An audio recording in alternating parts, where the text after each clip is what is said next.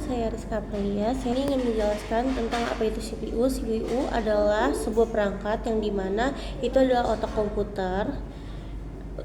komputer untuk menjalankan semua proses. Jadi tanpa adanya CPU, komputer ini tidak menjadi apa-apa dan dia hanyalah perangkat keras saja. Jadi di sini saya ingin menjelaskan salah satu bagian terpenting dalam CPU adalah ALU. Apa itu kepanjangan ALU? ALU itu Arithmetic Logic Unit, yang dimana dia ini bertanggung jawab untuk melakukan perhitungan aritmatika dan operasi secara logika yang dibutuhkan oleh program, bagian dari prosesor yang mengajarkan operasi matematika dan logika. Dan ALU ini dia bisa menerima data dari register dan perintah dari control unit lalu memprosesnya. Dalam CPU itu ALU ini bekerja sama pada control unit dan register. Terus control unit ini memberi sinyal perintah register untuk menyimpan data dan lalu mengolahnya. Terus habis itu bekerja secara koordinasi untuk mengeksekusi instruksi. Jadi konsepnya itu ALU ini dia bekerja sama control unit register. Jadi control unit ini dia memberikan sinyal atau perintah untuk register menyimpan data pada ALU. Lalu ALU-nya ini untuk mengolahnya. Fungsi pertama ALU adalah yaitu ada 3 bagian, yaitu melakukan operasi aritmatika yang dimana itu ada tambah, kurang, kali, sama bagi. Terus yang kedua yaitu melakukan operasi logika, yang dimana operasi logika ini ada 4 AND, OR, NOT, dan XOR. Terus yang ketiga yaitu melakukan perbandingan. Nah, melakukan perbandingan ini sama seperti matematika, yang dimana itu lebih besar, lebih kecil, dan sama dengan. Assalamualaikum warahmatullahi wabarakatuh. Perkenalkan, nama saya Roberta Wadovia dari kelompok 5. Yang pertama, di sini saya akan menjelaskan tentang komponen-komponen ALU. Nah, ALU ini memiliki 2 komponen utama, yaitu register input-output dan sirkuit aritmatika logika.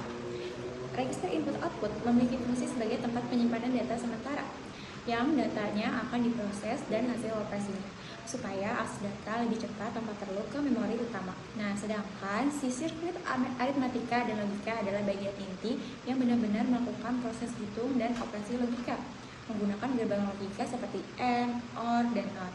Selain itu, di dalam ALU juga ada flag atau status register yang mencatat kondisi hasil operasi. Misalnya apakah hasilnya 0, ada carry atau overflow.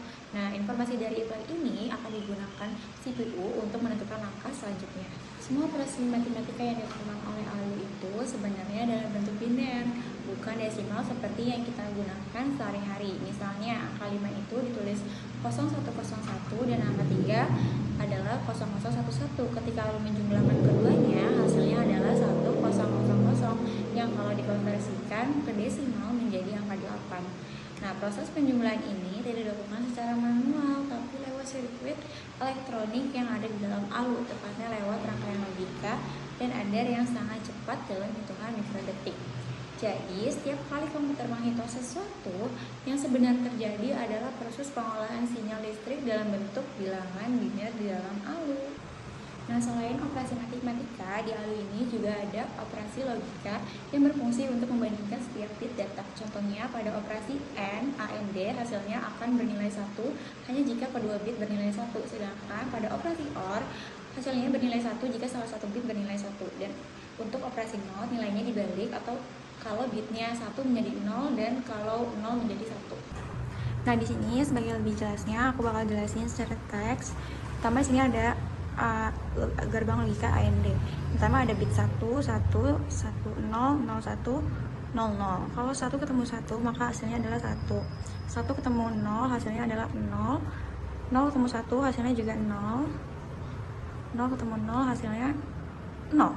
Nah, di sini juga udah ada contohnya. Seperti seperti tadi, 1 ketemu 1, 1 ketemu 1 jawabannya 1. Berarti di sini 1. 0 ketemu 1, 0 ketemu 1, 0, berarti di sini 0. 1 ketemu 0, 1 ketemu 0 adalah 0, berarti di sini 0. 0 ketemu 0 adalah 0, 0, 0, 0. Penjumlahan dari 1010 dan 1100 hasilnya menggunakan gerbang logika AND adalah 1000. Di sini sudah ada gerbang logika kedua yaitu OR.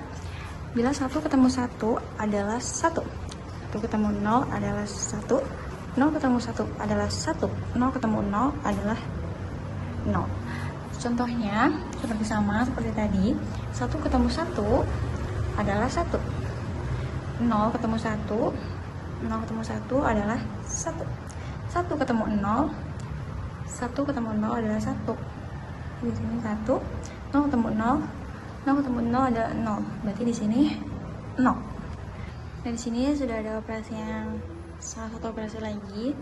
Saat inputnya adalah 1, maka hasilnya adalah 0. Kalau 0 maka hasilnya 1. Nah, ini contohnya. Kalau kita input 1010, hasilnya seperti yang tadi. Kebalikannya 1 kebalikannya 0, 0 kebalikannya 1, 1 kebalikannya 0, 0 kebalikannya 1. Karena kita tadi bahas biner, jadi aku membahas sedikit tentang biner untuk kita mengingat kembali mata kuliah yang sudah pernah kita kerjakan waktu di semester 1. Biner terdiri dari terdiri dari 1 dan 0. Nah, seperti yang tadi disebutkan contohnya 0101 sama dengan 5. Kenapa bisa 5? Karena 0 dikali 2 pangkat 3 ditambah 1 dikali 2 pangkat 2 ditambah 0 dikali 2 pangkat 1 ditambah 1 dikali 2 pangkat 0. Hasilnya adalah 0 dikali 8 sama dengan 0, 1 dikali 4 sama dengan 4, 0 dikali 2 sama dengan 1 dikali 1 sama dengan 1. 0 ditambah 4 ditambah 0 ditambah 1 hasilnya adalah 5. Jadi 0101 adalah 5. Kenapa dikalinya 2? Karena biner adalah termasuk basis 2. Ada contoh-contohnya. Desimal dia terdiri dari 0 sampai 9, basisnya 10. Jadi nanti kalau pakai desimal dikalinya 10. Biner basis 2 dikalinya 2. Oktal basisnya 8, berarti nanti dikalinya 8. Heksadesimal bagian-bagiannya 0 sampai 9 dan A sampai F basisnya 16, berarti nanti dikalinya dengan angka 16. Setiap kali CPU menjalankan sebuah instruksi, bagian ALU yang akan aktif untuk melakukan perhitungan atau perbandingan data tergantung dari perintahnya. Misalkan kalau instruksinya penjumlahan, maka ALU yang mengerjakannya. Kalau instruksinya membandingkan dua nilai, seperti apakah A lebih besar dari B, nah itu juga adalah tugas dari ALU. ALU ini merupakan inti dari bagian execute dalam siklus kerja CPU. Jadi setelah instruksi diambil dan diterjemahkan, bagian eksekusi sepenuhnya dikerjakan oleh ALU untuk menghasilkan output yang nantinya dikirim kembali ke register atau memori.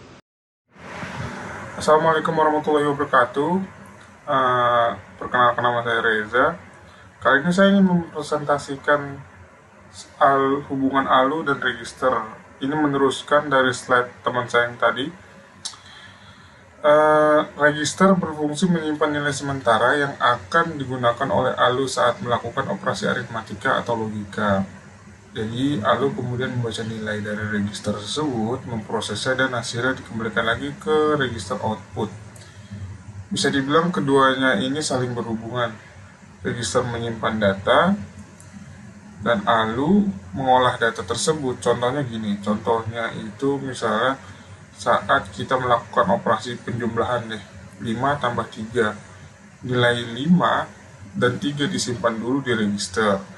Lalu ALU mengolah dua nilai itu, menghitung hasilnya menjadi 8, kemudian menyimpannya kembali ke register hasil. Itu teman-teman. Nah, di slide 14 kali ini saya akan membahas sistem biner pada ALU. ALU hanya mengenal dua sinyal teman-teman, yaitu 0 dan 1. Angka 0 berarti mati, sedangkan angka 1 berarti hidup. Semua operasi logika dan aritmatika dalam komputer dilakukan dalam bentuk biner. Jadi meskipun kita mengetik angka desimal seperti 25 atau 100, di dalam prosesor sebenarnya semuanya dikonversi dalam bentuk biner. Contohnya, misal angka 5 dalam biner adalah 0101 dan angka 3 adalah 0011. Ketika ALU menjumlahkannya, ia melakukan operasi logika berbasis bit dan menghasilkan 1000 yang berarti angka 8 dalam desimal. Begitu teman-teman. Teman-teman, di slide kali ini, slide ke-15, saya ingin menjelaskan hubungan ALU dan kontrol unit. Jadi kontrol unit itu tidak melakukan perhitungan, tapi berperan penting dalam mengarahkan kerja ALU. Jadi dia nentuin operasi apa yang harus dijalankan oleh ALU dan kapan hasilnya dikirim ke memori.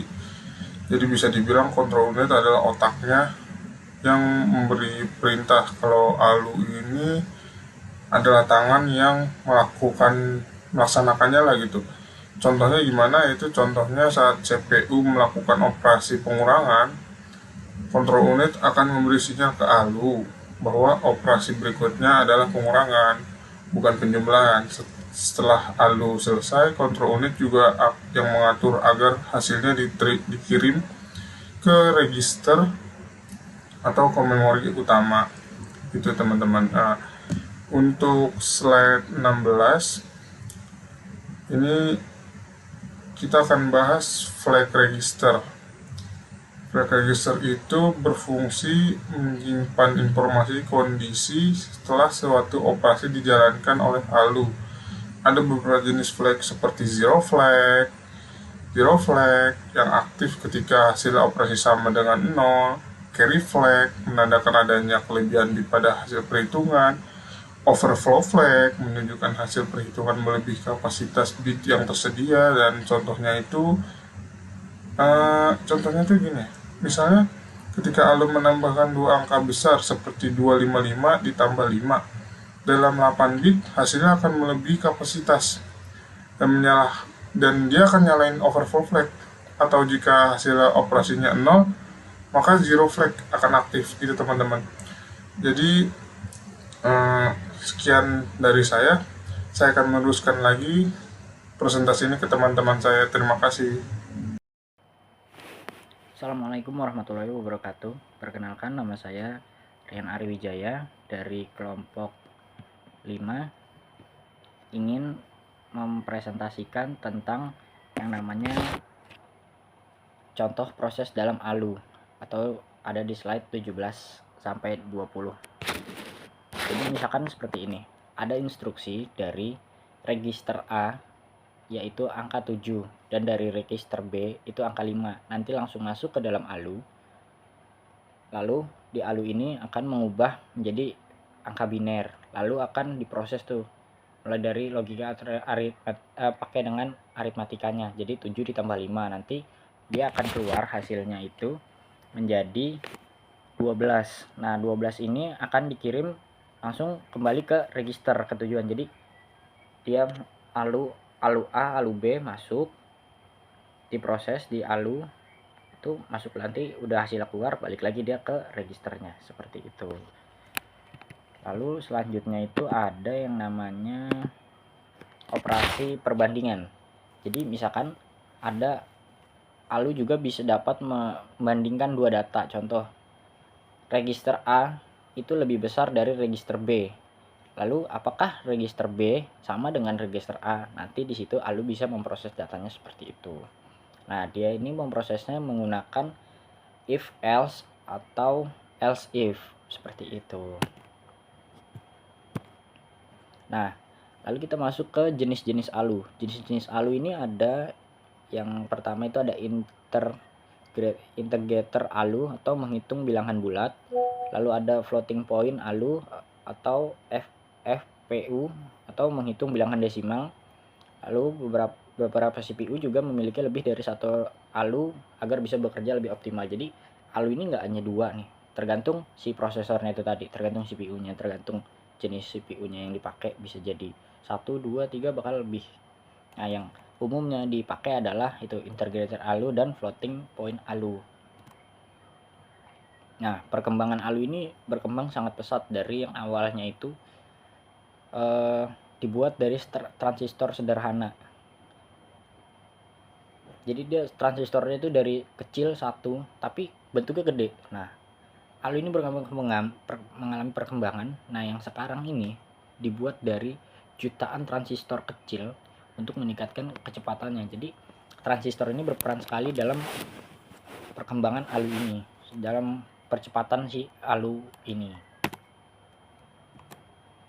Nah, ALU kalau dalam mikroprosesor modern itu ALU terdapat di setiap prosesor Intel, AMD, ARM, Snapdragon dan itu. Karena hampir semua CPU itu harus ada ALU-nya karena tadi seperti yang dijelaskan teman saya beberapa pentingnya ALU.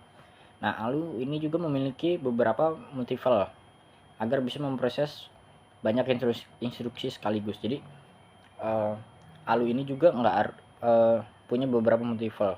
Jadi yang nggak harus satu-satu tuh, harus bisa langsung tabrak set langsung diproses semuanya sekaligus. Nah, baik, demikian penjelasan dari saya Rian Ariwijaya dari kelompok 5 mengenai tentang slide 17 sampai 20. Kurang lebihnya mohon maaf. Wabillahi taufiq wal hidayah. Wassalamualaikum warahmatullahi wabarakatuh. Sebelum melanjutkan ke materi selanjutnya, perkenalkan nama saya Rizka Fitriani. Di sini saya akan membahas tentang contoh ALU di kehidupan sehari-hari. Jadi contohnya itu kalkulator. Jadi ketika kita mencet tanda sama dengan, itu artinya ALU itu sedang memproses angka. Contohnya misalnya 7 ditambah 3. Jadi angka 7 sama 3 itu akan dikirimkan ke ALU. Lalu ALU itu akan memprosesnya. Nah, jadi hasilnya itu akan ditampilkan ke register atau ke layar. Selanjutnya yaitu kecepatan kinerja ALU. Nah, kecepatan kinerja ALU ini dipengaruhi oleh kecepatan clock. Kenapa? Karena setiap operasi ALU itu mengikuti setiap detik clock. Contohnya apa? Contohnya seperti CPU 2 GHz memiliki 2 miliar operasi per detik. Lalu CPU 4 GHz memiliki 4 miliar operasi per detik. Maka lalu di CPU 4 GHz itu bisa lebih cepat 2 kali. Kenapa? Karena perintah dieksekusinya lebih sering per detik. Nah, yang kedua itu ada jumlah transistor. Jumlah transistor itu sebagai saklar logika untuk melakukan operasi biner 0 dan 1. Contohnya itu apa? Contohnya seperti prosesor Intel 4004 pada tahun 1971. Dia memiliki jumlah transistor kurang lebih 2300 transistor. Nah, Intel 4004 ini cuma punya satu ALU. Jadi dia hanya bisa melakukan satu operasi dalam satu waktu.